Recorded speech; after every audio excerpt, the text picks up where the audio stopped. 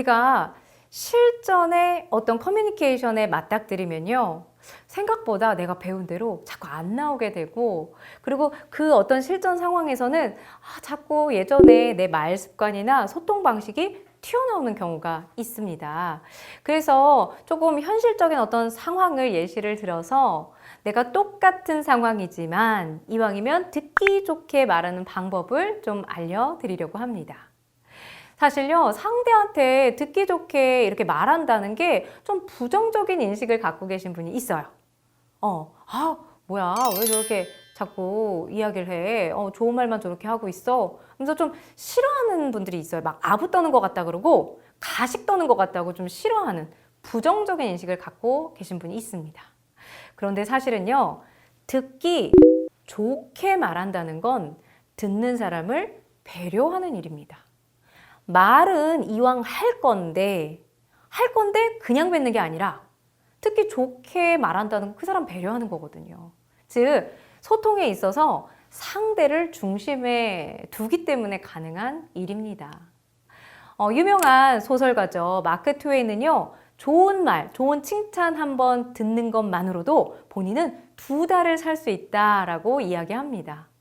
그러니까 우리가 이왕이면 말은 하는데, 우리 다 말하잖아요. 근데 이왕이면 듣기 좋은 말을 했을 때 훨씬 상대하고 좋은 관계를 유지할 수 있다는 거죠. 듣기 좋게 말하는 사람은요, 3가지 특징이 있더라고요. 첫 번째는 인정하는 말을 해줍니다. 상대를. 자, 2번째는요, 긍정적인 말을 해주고요. 자, 3번째는요, 감정을 헤아리는 말을 해줍니다. 그러니까 인정하는 말, 어떻게 하면 좋을까요? 이렇게 해보실 걸 제가 좀 권해드릴게요. 상대를 지칭하지 마시고요. 먼저 1인칭, 나를 지칭하세요. 내 생각에는, 내가 보기에는, 내 관점에는, 그쵸? 그러니까 당신은 그런 관점, 당신의 생각이 있긴 하지만 내 생각에는, 내 관점에서는 이런 생각이야 라고 말을 시작하실 때 이렇게 이야기하면은 좀 더 상대를 인정해 줄 수 있다라는 거죠. 우리는 본능적으로 내가 무의식적으로 습관돼서 이 사람을 약간 내가 이렇게 거부하려고 하고 뭔가 반발을 하려고 하고 그러거든요. 근데 일단은 내 생각에는, 내가 보기에는, 내 관점에서는 이렇게 시작하면 뭔가 상대를 좀 인정도 하고 상대의 관점도 내가 좀 받아들일 수 있다라는 신호가 될 수 있다고 합니다. 자, 그래서 우리가 말이라는 건요, 되게 신기하게요. 똑같은 말이지만 이중적인 의미를 담고 있기도 합니다. 예를 들면, 저 사람 왜 이렇게 말이 수다스러워? 왜 이렇게 말이 많아? 그러면 약간 이건 부정적인 느낌이잖아요. 부정적인 느낌. 그런데 내가 이거를 긍정적으로 풀 수가 있는 거예요. 긍정적으로. 자, 왜 이렇게 수다스러워, 시끄러워 이게 아니라 저 사람 참 말하는 걸 좋아하네. 저 사람 참 사교적이네 라고 이야기를 할 수가 있습니다. 그리고 저 사람 왜 이렇게 간사해? 이런 표현을 좀 쓸 수 있겠죠. 근데 이제 간사하다는 걸 좀 긍정적으로 내가 어떻게 선택할 수 있을까? 어떻게 표현할 수 있을까? 눈치가 되게 빠르네요. 처세술이 좋네요. 그러니까 이 자체, 우리가 상황적인 맥락에서 뭔가 수다스럽고 간사한 게 맞는데 말을 그렇게 부정적인 표현으로 선택하는 순간 사이는 안 좋아진다는 거죠. 그러니까 우리가 먼저 첫 번째는 상대가 듣기 좋게 말하려면 인정은 해주고 내 생각에는, 내 관점에서는 인정은 해주되 이제 긍정적으로 말할 때는 똑같은 말을 하는 거지만 이게 이중적인 메시지, 부정적으로 느껴질 수 있는 말 표현보다는 긍정적으로 느껴질 수 있는 표현을 선택하시는 거예요. 자, 감정적으로 내가 욱 하고, 그죠? 막 감정을 막 폭발시키는 거 하고는 다르게 감정을 헤아린다는 건 뭐냐면요.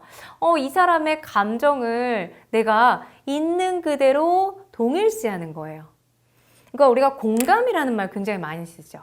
그러니까 공감이라는 말은 뭐냐면요. 상대의 감정 안으로 내가 들어가는 거예요. 이 사람의 감정의 영역으로 내가 들어가는 겁니다.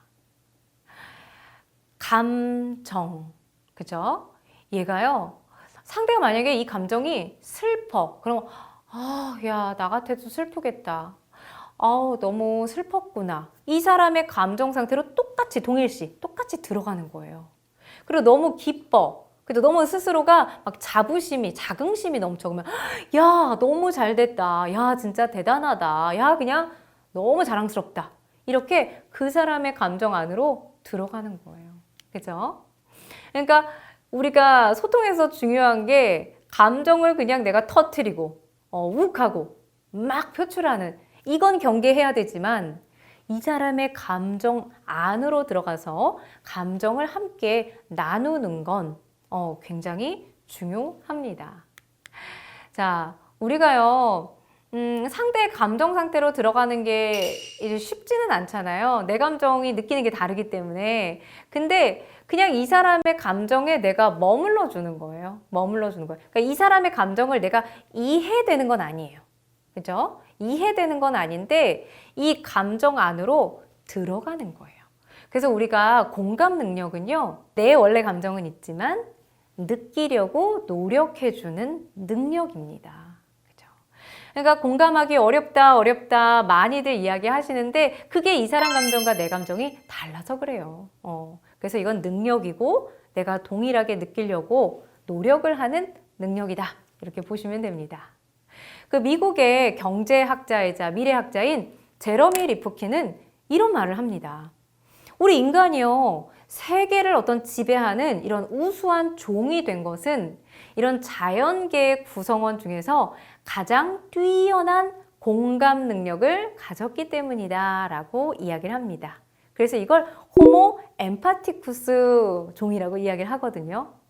그러니까 많은 자연계의 구성원이 있지만 우리가 이제 인간은 굉장히 뛰어난 종으로 우리가 스스로 생각을 하잖아요. 그리고 세계를 지배를 지금 하고 있잖아요. 그것이 바로 뛰어난 공감 능력 때문이라는 거죠. 자, 듣기 좋게 말하는 건요. 네. 절대 아첨을 떨거나 가식적인 게 아니라는 거. 그 인식을 좀 버리실 필요가 있다는 거 기억해 주셨으면 좋겠습니다. 그래서 인정하는 말, 그죠? 감정을 헤아리는 말, 그리고 내가 이 사람의 입장에서 공감하는 말, 이런 것들, 긍정적인 말, 이런 것들이 결국에 듣기 좋게 말할 수 있는 방법이라는 거 다시 기억해 주시면 좋겠습니다.